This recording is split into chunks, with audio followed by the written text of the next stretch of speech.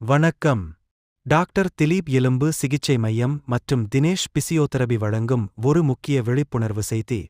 எலும்பு முறிவு அல்லது காயங்களுக்கு மாவுக்கட்டு போட்ட பிறகு, விரல்களில் வீக்கம், உணர்ச்சியின்மை அல்லது கடுமையான வலி ஏற்பட்டால், அது தசைக்கூட்டு அழுத்தம் அல்லது கம்பார்ட்மெண்ட் சிண்ட்ரோம் எனப்படும் தீவிர நிலையின் அறிகுறியாக இருக்கலாம்.